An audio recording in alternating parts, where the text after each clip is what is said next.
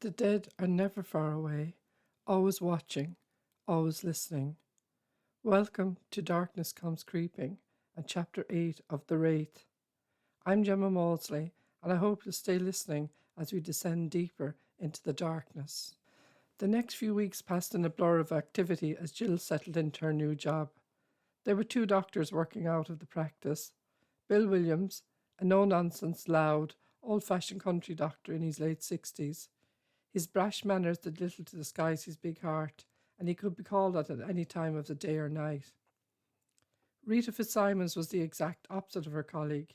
In her early 30s, so soft-spoken that Jill had to strain to hear her. She brought with her an air of quiet confidence that appealed to those of a sensitive nature. It soon became clear that her patient list was mostly made up of women and children. Jill's first day at work was supervised by Claire, who stayed back during the lunch break to explain the filing system. The surgery was busy from the moment the doors opened, and this was the only time they had a chance to talk. Jill was curious to know why she'd been chosen for the job, considering the other two applicants had been local women. "It's very simple, my dear," Claire explained. "One of them is a gossip, and while she might agree to keep the patient's personal information to herself, the task would be quite beyond her, and she would hardly inspire confidence in those who know her acid tongue. The other woman is flighty and not to be trusted to stay in the job for any length of time, so I merely suggested to the doctors you were the most fitting candidate to replace me." Jill smiled, aware that Claire's suggestion, as she put it, would have sounded like an order.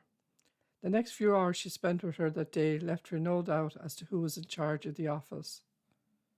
"I'm grateful you did. I was going out of my mind with boredom, and much as I love my son, I find it hard to exist on conversations about superheroes. It's great to be back in the company of adults." "I know what you mean," Claire said. "I was only in my 20s with two small children when my husband died, and I couldn't wait for them to start school so I could go back to work. Not just for the company, you understand, but for the financial security it gave me. I used to work here full-time up to a couple of years ago." For the rest of the hour they settled into a comfortable silence as they worked.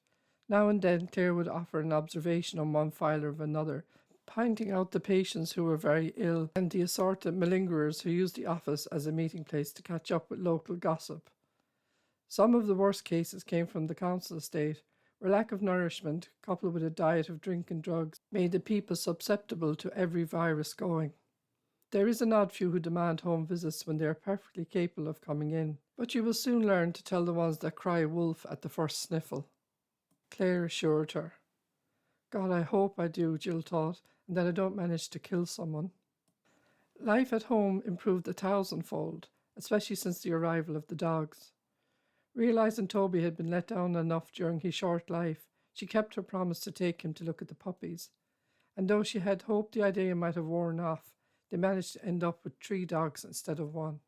Liam, Toby's friend, had drawn a crude map of how to get to the farm, and it proved surprisingly helpful as she managed to find the place without too much effort.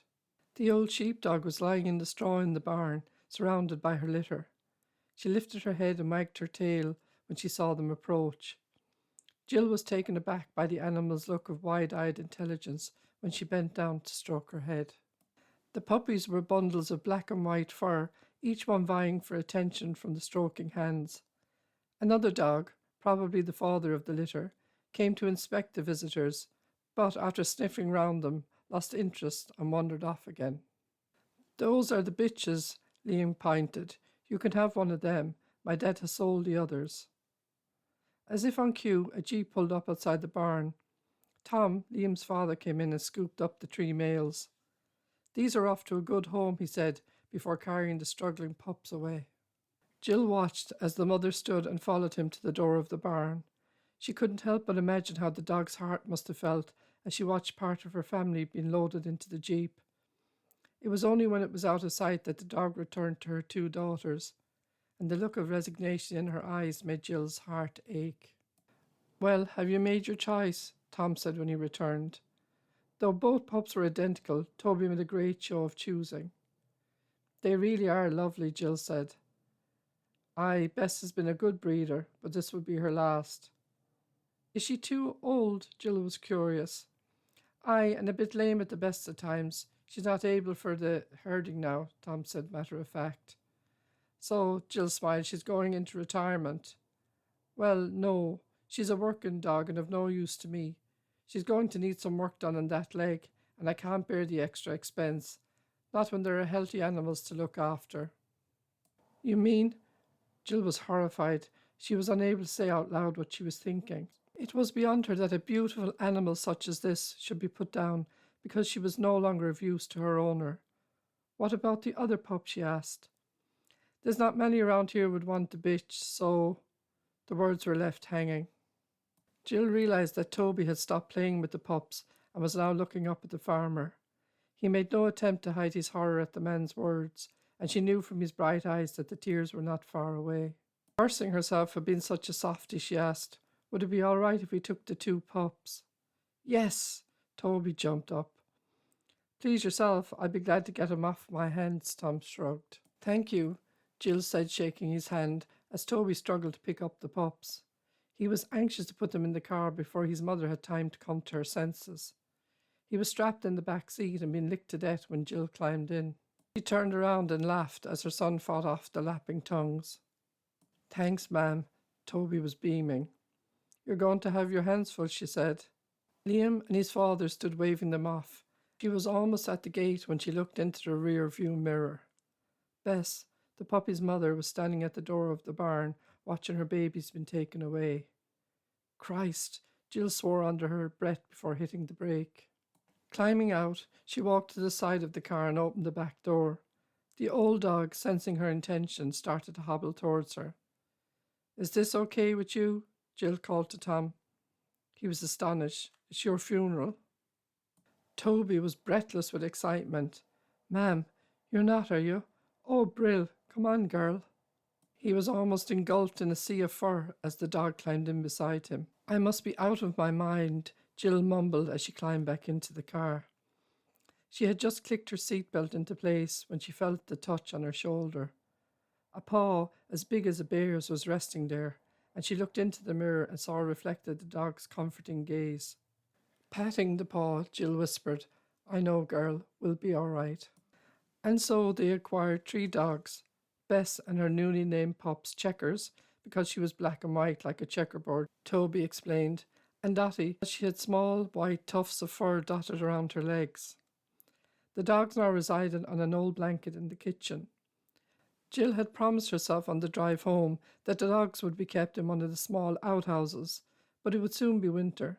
The nights were getting colder, and Bess had not long given birth, so once again she relented. It was obvious from the first night, when Bess had crept into her room and lay down beside the bed, that Toby had gone downstairs and brought the pups up to sleep with him. Rather than be cross, she chose to ignore his disobedience, as he needed whatever comfort those bundles of mischief gave him. So it became the norm to find the 2 pups back on their blankets when she came down each morning. It gave him great pleasure to think he'd got one over on her, and he was totally unaware of the hairs vacuumed off his sheets. The vet's bill for the vaccination the dogs needed had eaten up her first 3 weeks' wages, but they were worth it. The nights were not as lonely now, as she fell asleep listening to the old dog's steady breathing, and the strange creaks and moans the housemaid no longer frightened her, as the dog ignored them.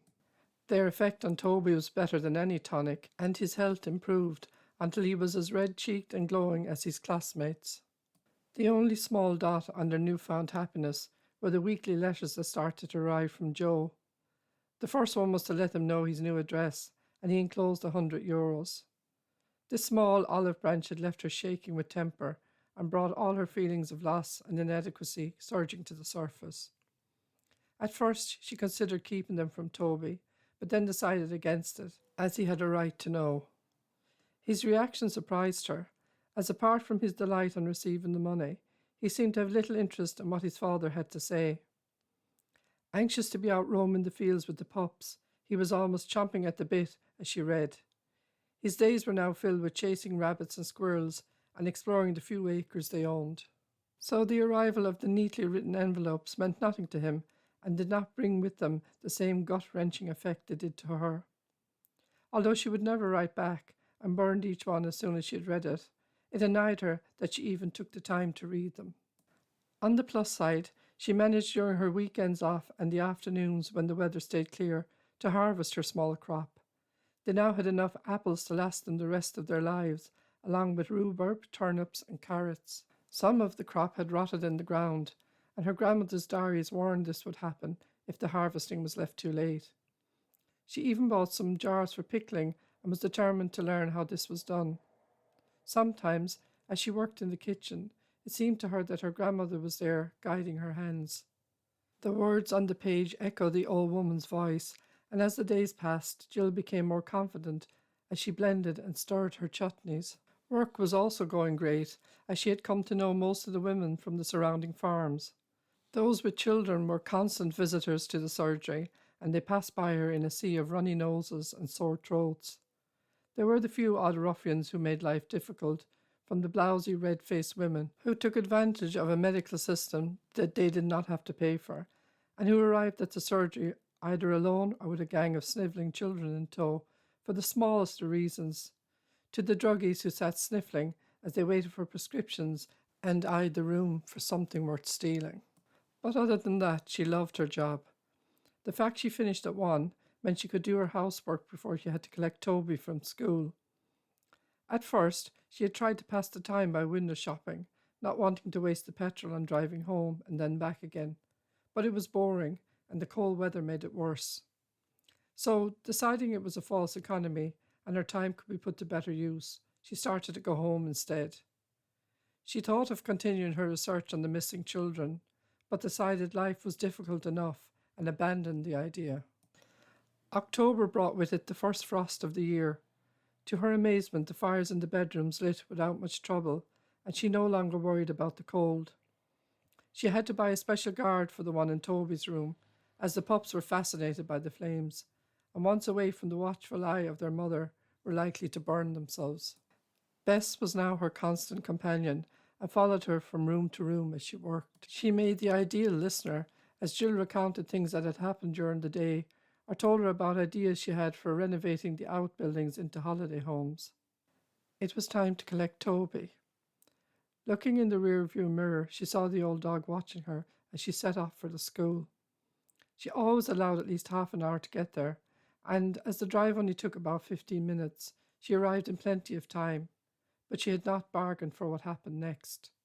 The small bump heralded the steady thump-thump of a flat tire. Cursing, she got out and surveyed the damage. The road was empty and devoid of any sign of life, so she had no choice than to change the wheel herself. Her hands were raw from the cold when she finished, and to her dismay it had taken her over 20 minutes to do it. Not having a number for the school in her mobile, she couldn't warn them that she would be late. It would only be a few minutes, she told her pounding heart, and Toby would wait inside the bars of the playground, as she told him to do if she was ever late. He'll be fine, she thought. I'm panicking for nothing. He'll be waiting just like any other day. We end here for now, my friends, but the story does not rest, and neither do the dead. When the playground falls silent, a mother's scream is the only sound left, and somewhere a child's cry echoes from the dark. So until next Friday night, stay safe, my friends, and if you have enjoyed listening, please share and subscribe. It'll cost you nothing, and it lets me know that you're out there listening.